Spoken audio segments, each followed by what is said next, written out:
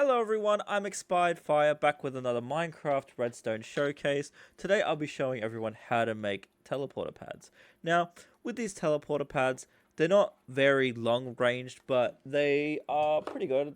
200 blocks. The reason why they're not long ranged at the moment is because, as you can see here, the radius is pretty short. Now, that obviously is, how many chunks I can see, but Minecraft has this little radius where objects won't function properly outside of that radius, which means we got to do some planning, but that's okay. In the meantime, I've made temporary semi long distance teleporting pads, and I'll show you how we're going to do that now. Right here is a enderpearl stasis chamber. What this does, it suspends enderpearl in the air using a soul sand block and water. Now, for people who don't know, soul sand allows water to put pressure all the way up, pushing an enderpearl up here. Let me show you what that looks like. Boom. As you can see, it's thrown upwards and then it's sustained in the air. Now, typically what enderpearl stasis chambers are used for is the day. Now, upon being a specific time, let's just say, being the daytime, the players are given a specific amount of time before they get teleported back to their base. Now, at the end of the day, this will be hooked up to a detector. Then, at the end of the day, you get teleported back to the stasis chamber. Typically, this is the easiest way to do it at the moment. However, we'll be working on a very long distance version of this. Furthermore, I think this does work long distance, but I haven't tested it myself as I'm not too familiar with this part. However, this is part 1 of making a teleporter. Now, part 2 piggybacks off the previous video where we made Suka Sensor Pads. Essentially what a Suka Sensor Pad is when a projectile is smashed against this wall here, and it can be any wall, it doesn't have to be iron, that triggers a Suka sensor, thus triggering any form of redstone current that might be attached to it, and then triggering whatever you want to trigger. For example, I have dispensers. Reason being is because that's a signal. That signal is then learnt by that, but I think that is out of fire charges at the moment, so let's just fill it back up.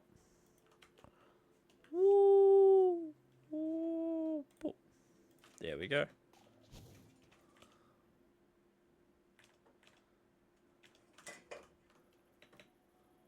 There you go, there. And there. This is an example of signals being sent back and forth towards each other, which is how we come to technically wireless redstone, because once it hits the wall, a redstone current is triggered. This could be used for many things, such as the teleporter. Now, the Redstone Teleporter is a combination of a Suka Sensor Pad accompanied by an enderpearl stasis chamber. Now, what happens is a projectile smashes against the pad, triggering the Suka sensors, chucking a redstone signal straight to the trapdoor, or in other words, the enderpearl stasis chamber, triggering this door to teleport back to here.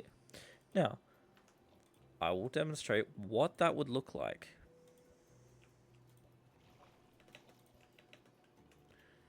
Now, I don't remember if I set it up over there, but we'll just quickly check.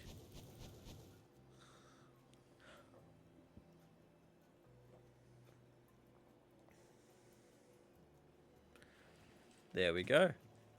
It hits the pad, setting a redstone signal through there all the way to the trapdoor. Now, the reason why we're using ender chests is because let's just say, oh, I forgot to bring an ender pearl with me. No problem.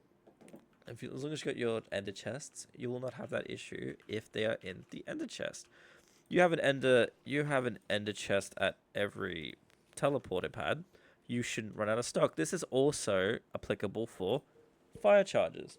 Let's just say, oh, I go to hit the dispenser. Well, I now have fire charges in this ender chest.